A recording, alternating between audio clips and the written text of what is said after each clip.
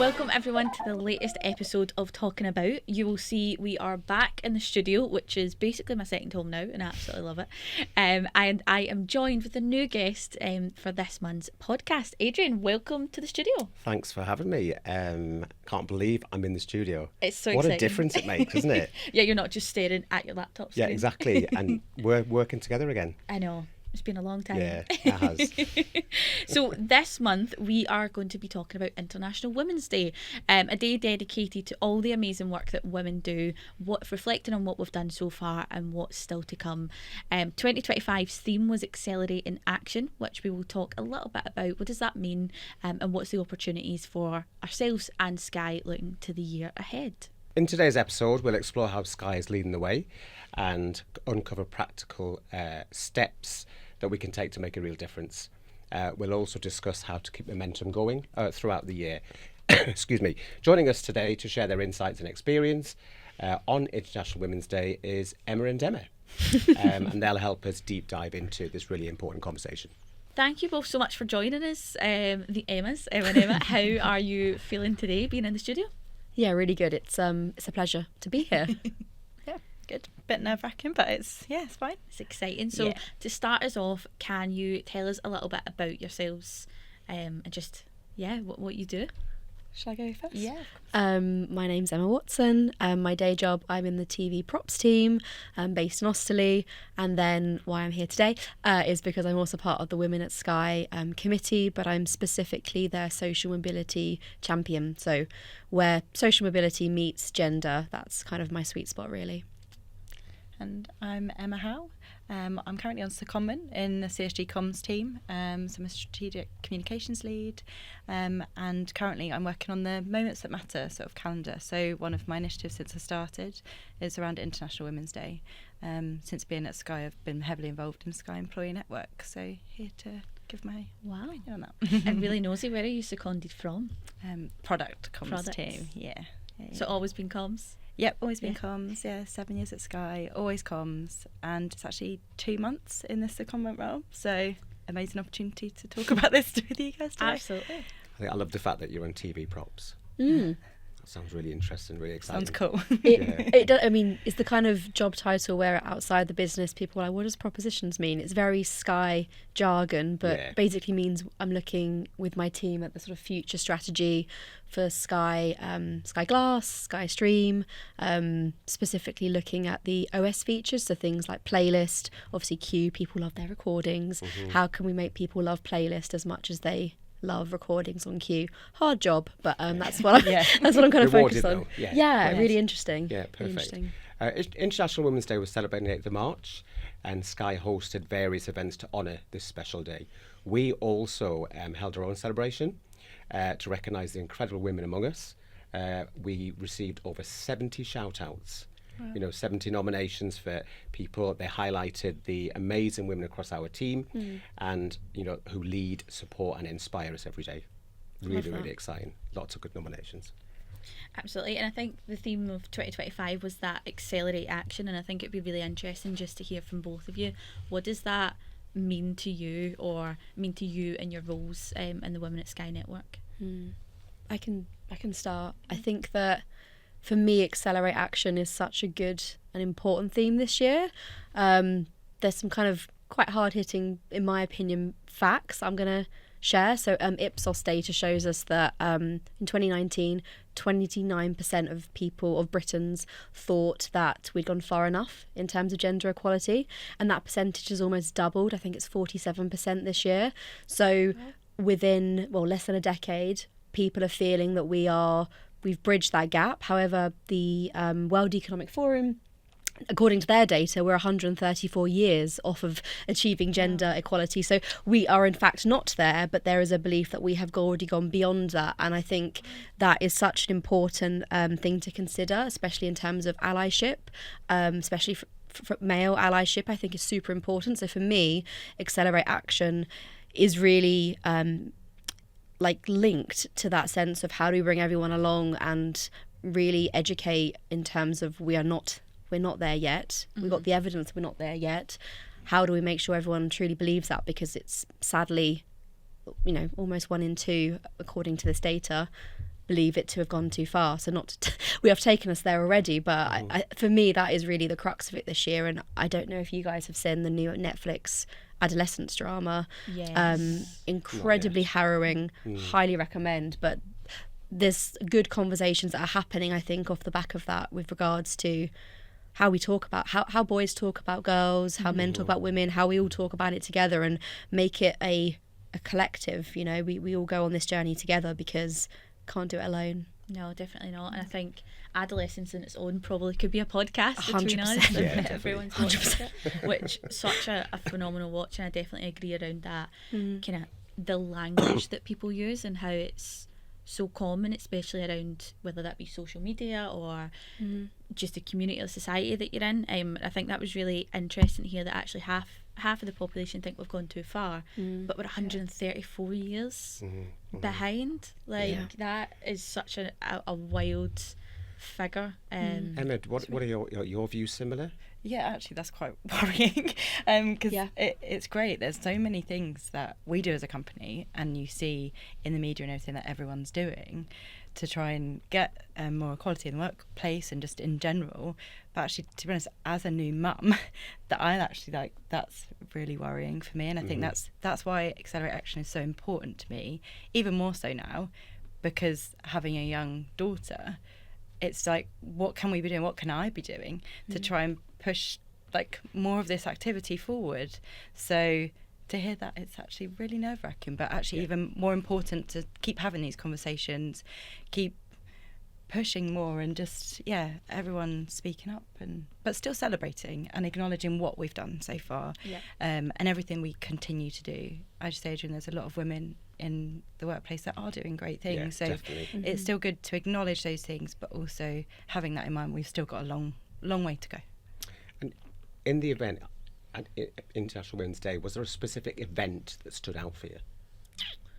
I mean, we had a really good host of events this year. What was great is that we collaborated across not just the sites in the UK, but with Ireland and Italy and Germany. So we had a truly kind of European slate of events. So that was super cool to sort of see what all the different areas across Europe were doing. Completely selfishly, I would say the event that I organised was was my favourite. The financial literacy for women event that we had in Northwest Corner in Osterley. There were over 300 people, so about 250 on the call, about 60 in person. We had a really great panel. So we had Cecile, who is CEO of Sky Studios, an anchor from CNBC, so that's one of our sort of sister companies, business news network. We had someone who heads up Sky Benefits, and then a lady who is a director in Sky Media who heads up the Women in Finance group. So we had a really interesting selection of sort of experiences. Obviously, they are not in a position to give financial advice. That wasn't the purpose of the session, but it was great to sort of, I guess, have those conversations. I think to take financial literacy as one topic, you don't get taught that at school. You may be lucky to have parents who speak to you about that, who may know that themselves, they might not. And so you may enter your career and your adult life not really knowing about lots of things that others do. So for me, it's important to democratise that education. And we're all in the workplace now. If that's the point at which you learn it, great. It's better to know it than to not know it. So for me, that was really wonderful to get not just the anecdotal feedback from a great, I did a nice thing, but that it actually meant something, that people were taking tangible actions to go and look at their pension contributions, because women at Sky, whilst we are quite equal in terms of the share the Share Save scheme, women are putting slightly less in on the percentage contribution perspective than men. So some ladies in the audience were like, I'm going to go and check my Sky benefits and make sure that what I'm putting in is what I actually want, rather than having just the standard. That for me is a fantastic action, that people can go away and tangibly do something that may set them up for success. It sounds like in the a lot of future. people would have taken stuff away from that. I hope so. From that, I think that so. event, so really interesting, and probably inspired people, just by having that, and it kind of runs with the theme, doesn't it? So brilliant, well done. I just, even as you say, it's like even that one thing, if that's one thing that someone took away. And just to build on that, what you were saying about we're working sort of across Sky Group in terms of the events, I think what I picked up on this year predominantly was around the different sort of communities across Sky as well. So like you had Tech Women involved, you had the Sky Sports team involved, the Women at Sports team, and various other communities as well. So I think it was really nice to see this year everyone sort of coming together.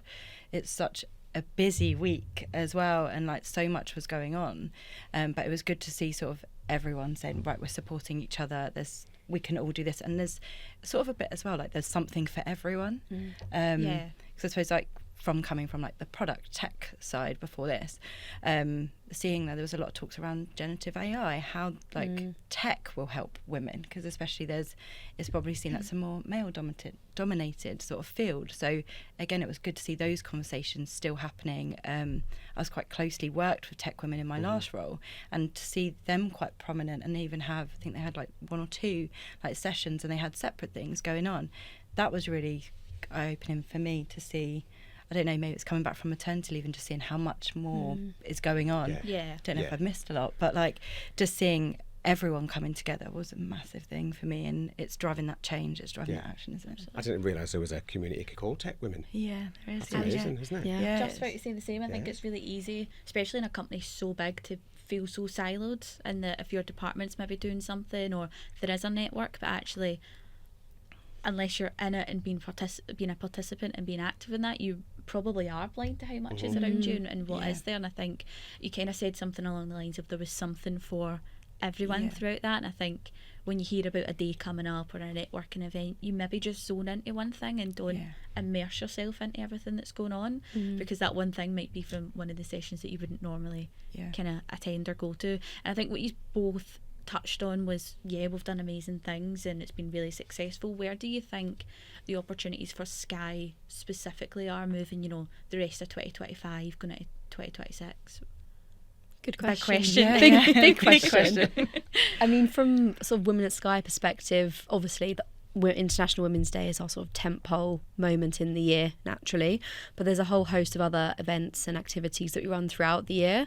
I'm not in the events team, so I can't talk to them right now, but would recommend those listening to go and check out our SharePoint. Lots of exciting stuff kind of in the calendar there. I think I would sort of talk about bringing people along. So if you go to events, like bring a friend. I think that's a really good way to sort of grow the network, and ideally if you can bring a male friend, I think that would be great. One learning for myself from the financial literacy panel was that I called it financial literacy for women because it was International Women's Day, and then seeing it on the screen about 2 minutes before, I thought, we're not going to get many men here. At the best of times, to be completely frank, it's quite difficult to get guys to attend the events in person, but because I actually called it for women, aligning next year, don't do that. That is limiting. Why do you think that is? Why do you think it is difficult to get men along to the events? I think potentially they might feel that they are, I don't know, I'm not a man, but potentially they might feel that they might be taking up space that a woman could be in the room and enjoying that. I mean, that's not how it works. The events will always be virtual as much as they are in person, so there's literally no harm in just listening in and learning something new. I don't know. It's probably not a question I can fully answer. That would be my speculation, though. I suppose it's hard question. sometimes, because I think even if you, like, even aside from like Women at Sky Network, if you look at across like all the employee networks, you don't know sometimes that people are like, well, I'm not part of, in that case, I'm not a woman, so I'll let the women take sort of their place there. But even I think you see it with other networks as well. It's like, actually that doesn't affect me directly, but actually, personally, when I joined Sky, I signed up to all the Sky employee networks because I was like, this doesn't, either some of them don't directly impact me, but like parents, it does now, but the parents network, I signed up, I've got nieces and nephews, or my colleagues might have children, so I saw it as signing up, I'm helping those around me, as a friend, family member, as a colleague, how you can show up. So I suppose it's, again, probably having those conversations to say everyone is probably, everyone's impacted here in some sort of way. Again, I suppose we can't answer those questions in terms of people who were joining, right? But it's still having these conversations. Definitely. Excuse me. In terms of question for you, another question. Who is one woman that you know, okay, at Sky or even beyond, commitment inspires you to embody the Accelerate action? One woman. I actually, and this is probably cheating, I don't have one woman, but I'm probably going to go back to this, the first person group of people that I think came to mind when you just said that. I think it's going back to the tech women community for me. It's from, I was sort of involved with them in terms of communicating their sort of story, their startup from the infancy stage, and now sort of a few years later, now seeing where they're at, what they've achieved, everything that they're doing in that space. Again, it's probably hard, I suppose, because still the wider Sky sort of probably don't know as much about them, but seeing how much they're trying to drive change in that industry is really inspiring to me. Again, I'm not in that industry, but just seeing that, and again with my mum hat on, if my daughter wants to get into that industry, that's really positive for me that these conversations are happening. Like, I've learned so much about things that they're doing outside of Sky, like working with different partners. They've got events going on with other companies and things like that. So for me, that community here at Sky actually really inspire me more than anything at the moment. Nice, brilliant. Good shout out for. Yeah. Nice little plug. I didn't plan that. I think when you were saying that, I suppose my mind was going, is this a team? Is this a group of people? Is this a collection of people from different teams when you say tech at Sky? So what is that set up? So it's actually women across product, technology and data. Again, it's outside of, mainly the team are based here in Osterley and Leeds, but there's teams across Sky Group. So you've got our Portugal teams there, that's mainly where one of our tech centres are. And then you've got, I'm trying to think where else, I think you've got Italy and Germany involved too. You've got our Prague office involved. So again, it's a collective Sky Group.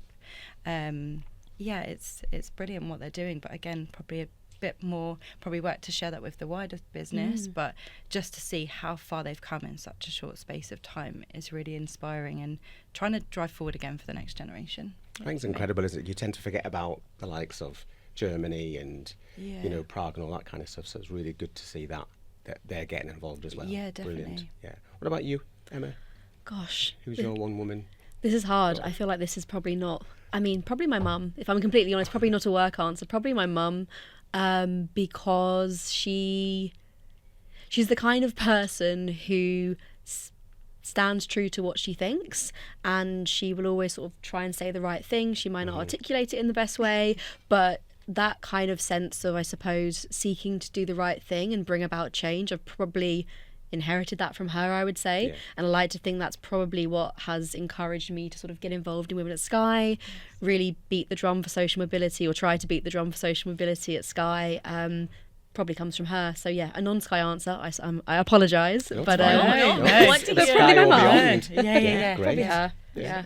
I think social mobility is a phrase that I know I'm starting to hear a lot more frequently, especially from some other pieces of work that I'm involved in through the forum and stuff. But for people that are maybe listening who aren't aware of what that phrase means, could you tell us a little bit about what social mobility is, or your understanding of that? Yeah, absolutely. There's probably quite a few definitions of social mobility. So the way I think about it is the difference between oneself socioeconomic background and that of your parents. So for example, my parents are working class. I probably am not now. I don't quite know what I am, but I'm probably not working class anymore. So I have therefore been socially mobile as a result of education, going to uni, starting a professional corporate career. It means that there is a difference between where I came from and where I am now. It can move in many different directions and have different shades. It doesn't have to be necessarily, it often is going from a working class to a more professional background. So yeah, that's kind of what social mobility is, and it is a really interesting one because it's not visible. It's often not visible, and what you tend to see in the workplace, and what I have experienced anecdotally, is sort of neutralisation of the things that seem working class. So I had a very different accent growing up, got teased a fair bit at university, and then I kind of made it sound a bit more London, I guess, and I sound quite different to my family. They sound a bit more kind of, not Cockney, but kind of North Estuary English, I think is the accent, kind of North Kent.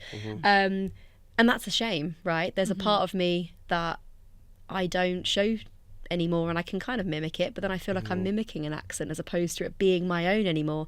So there's lots of layers in the workplace and challenges that people bring, effectively not bringing their full selves to work as a result of that. So it is extremely important in the workplace that we talk about it and destigmatize it, because it's a challenge for a number of people.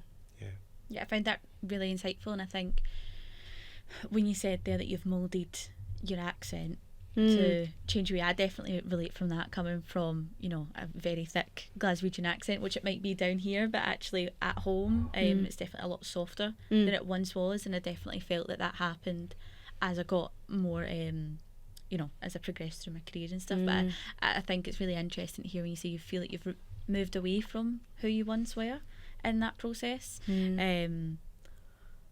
Interesting might not be the right word, but I think that's just how life kind of changes us. And I think going back to that social mobility piece of when you move further away from what you were exposed to around you, I suppose you're opened up to more opportunities. And I guess is that where we want to be with social mobility? Is that the goal of, you know, trying to understand that information, is to open up education for people? Or I think it's awareness. For me personally, like kind of short-term goals with the other social mobility champions is around raising awareness of social mobility, what it means, the impacts, because as well as it is its own lens, there's other kind of intersectionality. So for example, if you come from a lower working class background and you're a man, you only have a 14% chance of reaching professional higher level.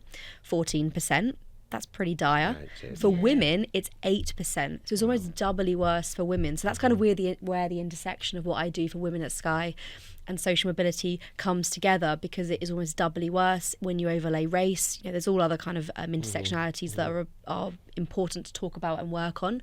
And that's why every network at Sky has a social mobility champion, because it is intersectional. And so that's how we function. But yeah, I've actually forgotten your question, if I'm completely honest. I've just gone off on a waffle because I love talking about social mobility. I think it's a great conversation to have. You know, we are here to talk about International Women's Day and what that looks like for the year ahead. But like you said, there's those intersections, and I don't think, like I said, there's some times where I've heard social mobility and feel like I understand it, or feel like I've got a bit of knowledge. But even just hearing you talk a little bit more in depth of what that means to you and some of those we did points. a podcast, didn't we, last year about social mobility. Oh, cool. And it's really interesting to align it with International Women's Day as well. I didn't really think about that, you know, at the time when we talked about it then, but yeah. We want to, with my social mobility champion hat on, we want to sort of align with key moments throughout the year. So that was the impetus for the financial literacy panel that I did. It kind of touches both touch points of women and financial empowerment and literacy. I'm not quite sure exactly what events we're going to align with throughout the year, but with like multicultural, hopefully do something along Pride, depending on kind of what LGBTQ plus are doing. I'm not quite sure yet. They keep that very under wraps until the last minute. But yeah, kind of see how we can link up with the networks and make it make sense, really. Together. How do you think we can keep the momentum going? Obviously, we've had International Women's Day, 8th of March. How can we keep it going for the rest of the year? I think we've touched on it a little bit in terms of like keeping the conversations going, but also keeping that recognition piece as well. So you mentioned about, obviously there were loads of shout outs during that week, but actually let's keep that. It doesn't stop at one day.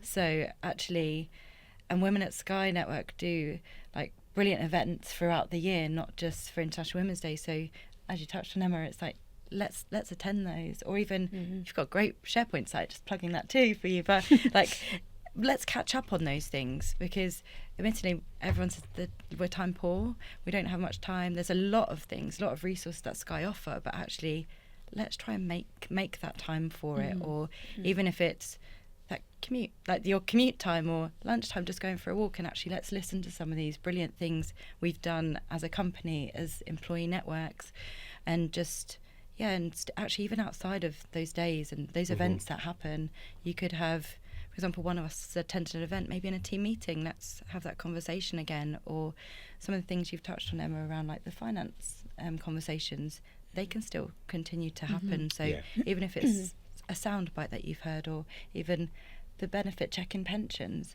let's take that back to our teams and say, Yeah. actually, did you know this? Or, let's keep conversations going that way. So it's not labour intensive. We have to set up certain meetings. We have to go to events and things if we don't want to, but using times in the time that we do have with each other to have these conversations still. That's what I would say. And I think that's really interesting because we always talk about, you know, the whole sharing best practice. And that is normally stopped at what you do for work in your day-to-day. Yeah. Here's how I've used, you know, AI to help me, or here's how I do that, so maybe you could try it and you learn your own. But I suppose we don't do that, or at least I don't feel like I see that as often when it comes to the networks and bringing that back to the space and sharing that best practice. How, you know, for the people listening, how do they get involved in the Women at Sky networks, or all of the networks, and what's available for us to, you know, sign up, be a part of it, and get that exposure and be active? Yeah, so head to the Women at Sky SharePoint on Today at Sky.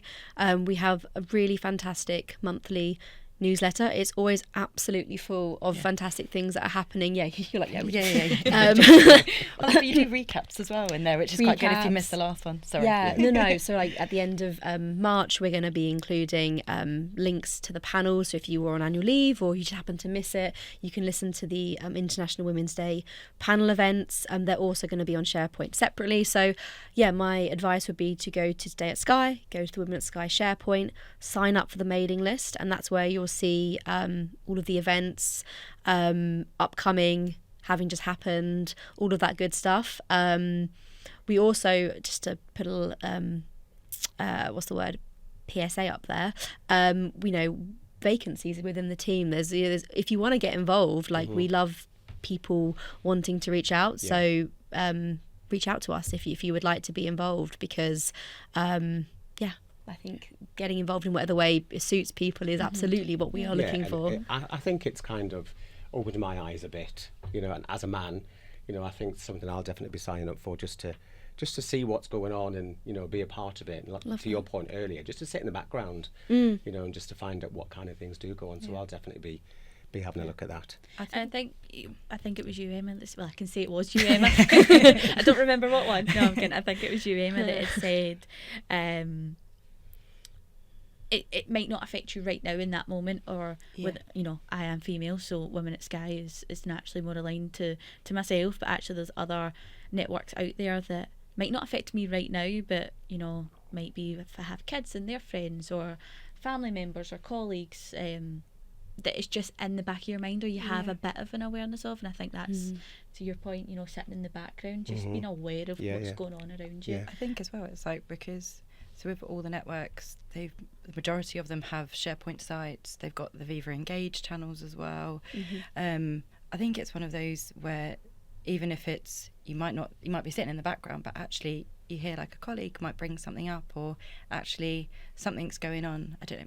Pride's happening in June, and it's like, actually I know a couple of my colleagues are within that community, let's go and support them, or actually let me just have a read through of what resources are available, or how can I have these conversations, or again, not to ask people more labour intensive things, but you might see something in the news and actually something's going on in the world, and actually I know there's a network at Sky that have some resources available, or a lot of the time some of the networks like respond. So I actually used to be part of the LGBTQ plus network, the communications team.